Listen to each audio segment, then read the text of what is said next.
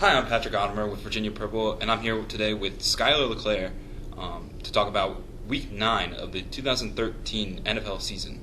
Schuyler is a JMU Sport and Recreation Management major who played at Deep Run High School and is one of our Virginia Purple analysts. Welcome, Schuyler. Hey, well, thank you. So last night we have the Bengals taking on the Miami Dolphins. Dolphins end up getting it by 2 in overtime with a safety by Cameron Wake. Tell us a little bit about the game. Yeah, well, both sides of the ball, they had their difficulties. Miami, their offensive line did not look well at all. Claybo, actually, one of their tackles was benched. Brian McKinney, their new addition from a trade with the Ravens a couple weeks ago, did not look well at all. And Jonathan Martin, their usual tackle on the right or on the left side, who was supposed to play at the right side, he had a leave of absence this week because of emotional breakdown. So, yeah, their offensive line had problems, and same with the Bengals. Andy Dalton did not look comfortable in the pocket all game. He was sacked 5 times, and ironically, the game was ended on a sack. He threw 3 picks, and you could just tell, though, even during those picks and outside it, that he did not look comfortable being in the pocket all night long. But the bright side of the Bengals' offense was Giovanni Bernard.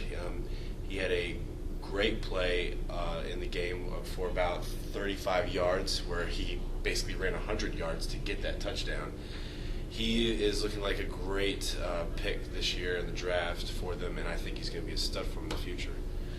But it's just sad to see the game, another injury come to the game last night. Geno Atkins, he tore his right ACL. He's their all-pro defensive tackle who can do everything. He can stuff the run. He can rush the passer. And that's going to be a huge loss for him, especially since they're already having key injuries on defense with Leon Hall and others out. So hopefully they can rebound after this game and make some decisions on what to do after. All right, so do you foresee that the Bengals trend starts going, they start winning more, they start losing more with these injuries, or does it remain the same? I think the game's going to be a little bit different as far as defensive play. Their defense is still good, but it's not as intimidating as before. Their 2 best players, like I mentioned before, are out. Leon Hall, the cornerback, and Geno Atkins, who offensive linemen feared. And so he's out, and that is whoever the Bengals face this season, that takes a whole load off them as far as game plan goes. All right, so fantasy fans, beware. Geno Atkins is out. He tore his right ACL in the second quarter of last night's game. But coming up for this Sunday, we've got the Chiefs and the Bills. C.J. Spiller's back for the Bills, but does it really have a chance to beat Andy Reid, Alex Smith, and the roaring Kansas City Chiefs? The Buffalo Bills, Thad Lewis, who did not play that well against the Saints last week, he's doubtful, and I don't really see any other quarterback on their roster doing well against Kansas City Chiefs defense. They faced, surprisingly, a Rob Ryan defense last week against the Saints, who did not really try to disguise a lot of blitzes, and they still struggled. They're going against a blitz-happy defense that is number 1 in the league for sacks with 36. So I see the only chance for the Bills to have it in this game is for their defense to step up against that offense, because their offense is not what an 8-0 team you would think. Their passing game is ranked in the 20s. The rushing game, which most people think is great, is only at 11th. So if the Bills want to keep this a close game, their defense has to step up and do well against that Kansas City offense. All right. So next we've got Minnesota Vikings in Dallas. Chris Ponder is also back. Does he have any chance against Tony Romo? Christian Ponder, I wish they would have played him before Josh Freeman, because even though last year the team jumped on Adrian Peterson's back and went to the playoffs, but he was that consistent player for them as far as he was a poor man's Alex Smith. They call Alex Smith the game manager. That's what I think Christian Ponder is. I don't see him turning the ball over and making horrendous plays left and right. I'm glad to see. I think he's going to play with a fire under him this game for the whole Josh Freeman thing last week, especially how badly their offense was last week against the Giants. So I see Christian Ponder playing a little better than people think, but I don't see them beating Dallas on Sunday. All right. So next we've got a Super Bowl 34 rematch. We've got the Titans at Seattle or St. Louis taking on the Rams. Who do we have? I would have to go with the away team on this one, the Tennessee Titans. Jake Locker is back, and I think after last week he's going to be playing a little better. Saints defense is good. I think the one thing he has to watch out for is their pass rush. We all saw that against Seattle, even though they had backup tackles in that game. I see that being the number one key issue for that offensive game plan. But Titans defense is a little underrated. They have some young studs, Zach Brown and their corner Werner. So I see the Titans doing well against a injury-depleted offense for the Rams. All right, and speaking of that injury-depleted offense, Kellen Clemens of the Rams is probable, but he's got a shoulder injury that he's still wearing off. Zach Stacy is doubtful with an ankle injury. Darrell Richardson, questionable with a foot, and Austin Pettis, questionable with a thigh injury. And that they've already had problems with the running backs in St. Louis. They don't know which one to start because none of them really played that well. Now with the injuries, I don't know what they're going to do when it comes to the running game against this Titans defense. Absolutely. So next we've got Drew Brees taking on Geno Smith. Big one at MetLife Stadium. Yeah, I'm going to have to go with the Saints here.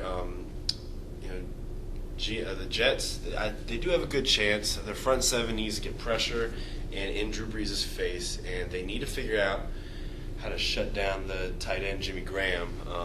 He is their number one star. We saw when the Patriots locked him down to no catches at all, even though it was a close game, but the Patriots were right there, and they were able to pull out a win.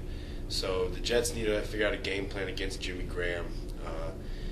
And also for the offense of the Jets, Geno Smith needs to play well against that Rob Ryan defense. He's going to get some simple blitz looks, and if he can pick up on those and make a few audibles, he can have some opportunities to make some plays downfield. If they can do that, then they'll have a chance, but I just don't see the Saints offense slowing down that much against the Jets. Absolutely. So next we've got a typically mistake-free team playing a team that has struggled so far this season. We've got the Chargers up against the Redskins. RG3, how much of an effect does he have? I think he's gonna have. I think it's gonna have to be on his back because the Chargers secondary is not playing that well. They have struggled this season for the most part, but I see RG3 trying to rebound after that bad second half against Denver last week. He's going to want to really make some plays, and each week we see the progression of him getting better and looking like he's faster and more to health and more old RG3. So I see them playing well, but their defense for the Redskins has not looked any better really, especially after they let Peyton Manning come back. Again, it is Peyton Manning, but the Chargers offense has a lot of firepower with Phil Rivers and their tight end Antonio Gates, and the rookie Keenan Allen is playing well too on the outside with Eddie Royal. So if the Redskins, their only chance is to try to slow down that Chargers offense, but I see the Chargers winning this week. All right. FedEx Field. All right, and that game happens at 1 p.m. at FedEx Field this week. Next, moving on, we've got the Falcons at the Panthers. Matt Ryan's been struggling lately. Yeah, Matt Ryan did not play well last week against the Arizona Cardinals. He made some not good throws. They didn't look good at all. And he has had a lot of injuries on that offense. Both of his star receivers were out last week, and Julio Jones out for the year. Roddy White did not practice again all this week, so it looks like he won't play. Teams are starting to figure out how to shut down Tony Gonzalez. So hopefully the Falcons get a run game going. And that Carolina Panthers defense, their front seven is hard to deal with. We saw what happened when the Atlanta Falcons went against the Jets in Week 5. Their front seven gave them a lot of problems. And Carolina's front seven is pretty darn good also. So I see them having some issues with a struggling offensive line. On the other side of the ball, Cam Newton is playing really well. And again, with the Falcons, they're just injuries all over the place. Defense, they've had 2 undrafted rookie free agents playing at linebacker. Outside of Sante Samuel, their corners and other DBs have not been playing that well. I see Cam Newton having a pretty good game, but I think this game will be close, and I see the Carolina Panthers beating the Atlanta Falcons. All right, so next we have Mike Vick is out with an injury. Nick Foles is in. They're traveling to Oakland to take on Terrell Pryor. Who do you have? The Oakland Raiders, watching them against the Steelers last week. Watched a few plays on film, and the Raiders look good on both sides of the ball. Well, better than what we thought from the beginning of the year. Terrell Pryor played well, and his greatest asset is his athleticism. Philadelphia Eagles defense has always struggled this season, and so I see Terrell Pryor having a pretty good game against them. On the other side of the ball, the Raiders defense is playing better every week, and they're expected to not be that good. Secondary is actually pretty good. Charles Woodson, we thought, he's getting up there in age. Well, he's been playing well at the safety position, surprisingly not enough. Michael Jenkins and DJ Hayden are getting better every week on the corner position. So I see the Oakland Raiders beating the Philadelphia Eagles. All right, and next we've got from Adam Schefter's Power Rankings, the 5th place team. The Seattle Seahawks are playing host to the Tampa Bay Buccaneers. It looks like this one's pretty clean. Yeah, this one's pretty simple. It's cut dry. Seattle Seahawks, I see them just bullying. In Seattle, I see them just bullying the Tampa Bay Buccaneers. Glennon, I don't know how he's going to deal with that atmosphere. That offense is not playing that well as it is. He's at an average. He's had average games, but then again, he's played against pretty bad defenses so far when he has started. That Seattle defense in Seattle is tough to deal with. And on the other side of the ball, that offense against that defense, which I think could do a lot better if they played certain players the way they should be, Darrelle Revis. But that defense hasn't been playing up to its potential, so I see that game pretty simple. Seattle Seahawks all the way. All right. This one you have an upset pick. The Cleveland Browns over the Baltimore Ravens. Can you tell us why? Well, Jason Campbell surprised me last week against the Kansas City Chiefs defense. He played well. He threw it to his playmaker, Gordon, on the outside. And the Baltimore Ravens defense has done better after that horrendous matchup in Denver, week 1.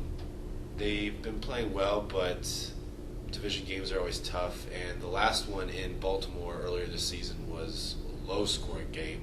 And that was with a quarterback play of Brandon Whedon, and I see Campbell as an improvement. So I see the Cleveland Browns beating the Baltimore Ravens, and I don't see the Baltimore Ravens even winning their division this year. So Cleveland Browns are playing well right now. Their defense is under the radar to me, and I think they will make that upset against the Ravens. Yeah.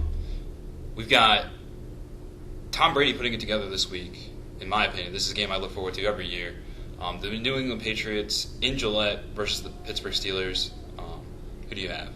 I have the New England Patriots. Watching the Oakland-Pittsburgh game last week, I not only saw a Raiders team that was looking better, but a Steelers team that struggled on defense. They looked a little slow. They are getting up there in age, as everyone has noticed. And they're not the Steelers of the old. Defense isn't as intimidating. So I see the New England Patriots, even though there's still issues between Brady and his young receivers, I see those young receivers doing well against that secondary against Pittsburgh.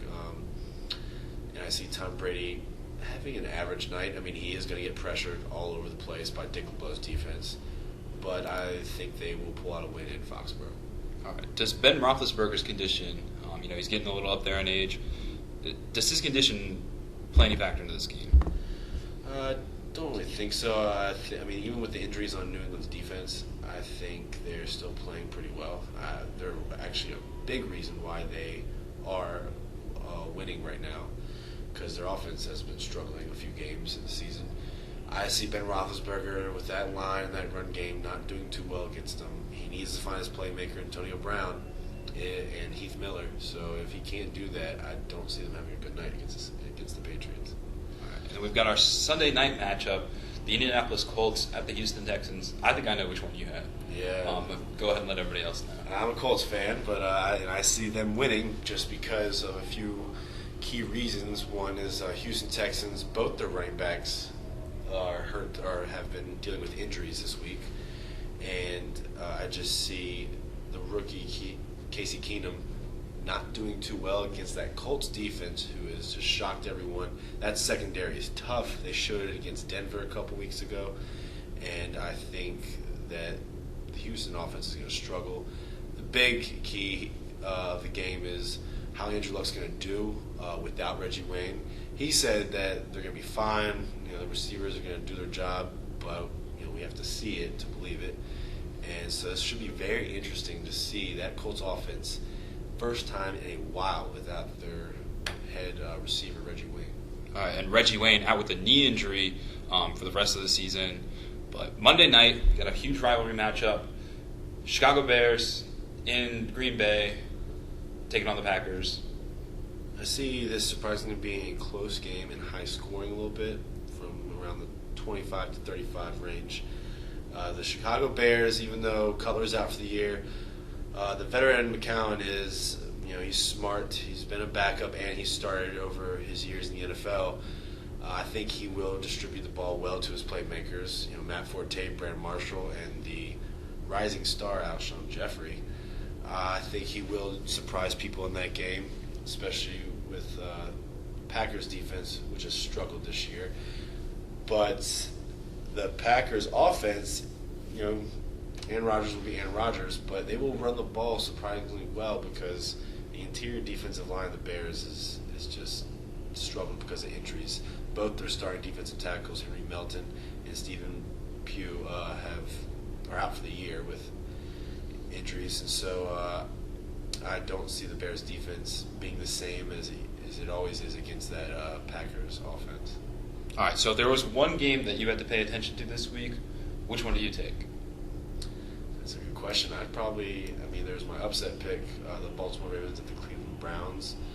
I think that'll surprise a lot of people. But even though I had my reasons for how both teams were struggling this season, I still see the Pittsburgh Steelers and New England Patriots as a good game to watch.